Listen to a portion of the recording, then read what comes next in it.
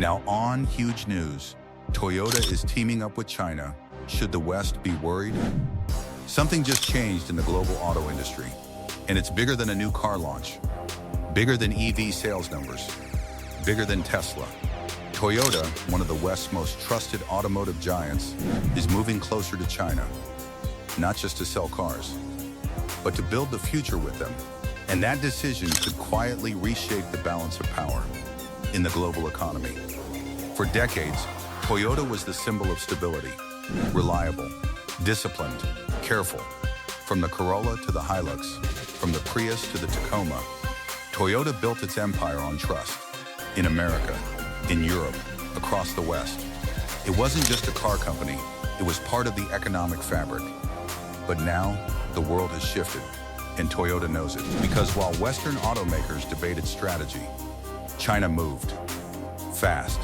Chinese EV giants like BYD surged ahead. Production scaled aggressively, innovation cycles shortened, costs dropped. And then came the number that changed everything. China now produces over 75% of the world's lithium-ion batteries. That's not influence, that's dominance. And in the EV era, batteries are power. For years, Toyota resisted going all in on pure EV. It focused on hybrids. It preached caution. It waited. Now that patience looks risky. Because the EV race is accelerating, and Toyota cannot afford to fall behind. So instead of doubling down in Detroit or Berlin, Toyota is looking east, to Shenzhen, to Shanghai, to China's EV machine.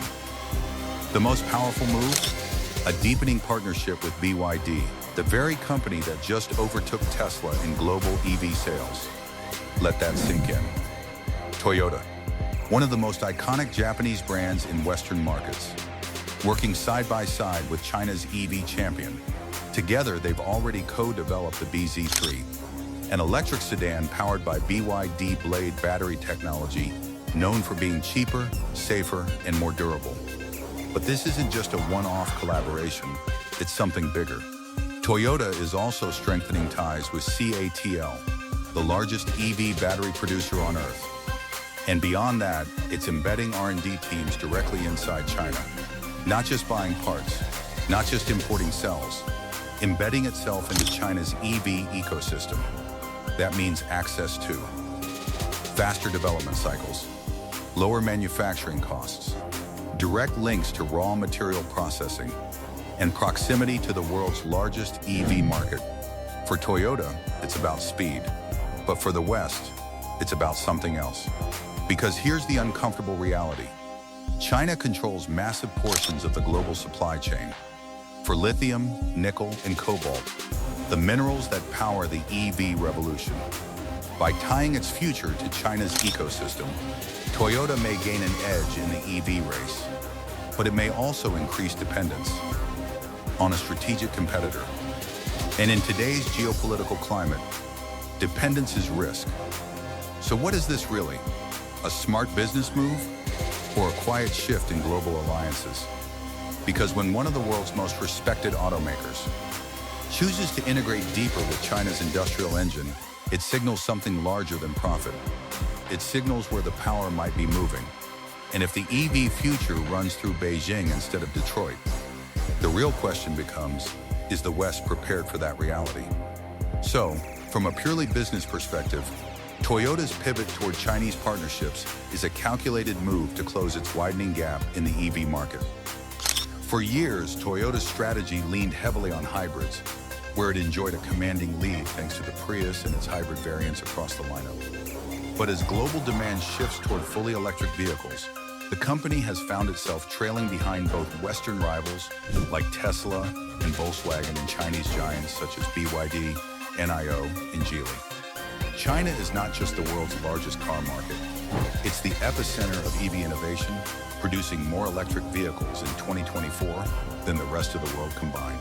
By teaming up with Chinese companies, Toyota gains immediate access to cutting-edge battery technologies, like BYD's Blade battery and CATL's high-nickel chemistries, which are already proven in mass production. This leapfrogs the years in billions of dollars it would take to develop similar systems entirely in-house. China also controls most of the world's supply chain for EV critical minerals, including refining over 60% of global lithium and nearly 80% of cobalt. Partnering with Chinese firms ensures Toyota secures these materials in a market where shortages and geopolitical restrictions are becoming more common. There's also a speed advantage.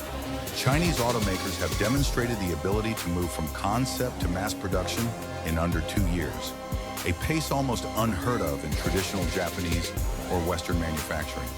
For Toyota, working inside this ecosystem allows it to develop and release competitive EV models faster than relying solely on domestic or Western R&D centers. In short, this is about survival and relevance in the most disruptive period the auto industry has faced in decades. The logic is clear, but so are the strategic risks, which is why some in the West are sounding the alarm.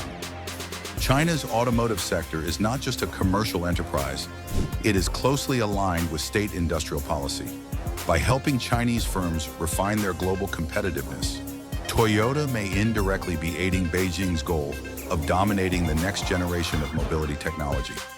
Critics in the West point to examples like solar panel manufacturing, where Western companies initially partnered with Chinese firms, only to see domestic industries hollowed out as China took control of the supply chain. If history repeats itself in the EV space, Toyota's collaboration could accelerate a long-term strategic disadvantage for Western economies in one of the century's most important industries. Toyota's decision to deepen ties with Chinese EV leaders could have ripple effects far beyond Japan and China. In the short term, it could dramatically increase the pressure on global competitors by combining Toyota's manufacturing discipline and brand reputation with China's cost efficiency and technological speed. For example, BYD has already proven it can produce EVs like the Seagull at under $11,000. While Toyota's global presence and dealer networks could help scale such affordability to markets where BYD has little penetration. The result could be a flood of competitively priced EVs that force Western automakers, from Ford to Volkswagen, to slash margins or accelerate their own partnerships to keep pace. This collaboration could also reshape the global supply chain. By sourcing more batteries and components from Chinese suppliers like CATL, Toyota strengthens China's already dominant role in critical EV infrastructure.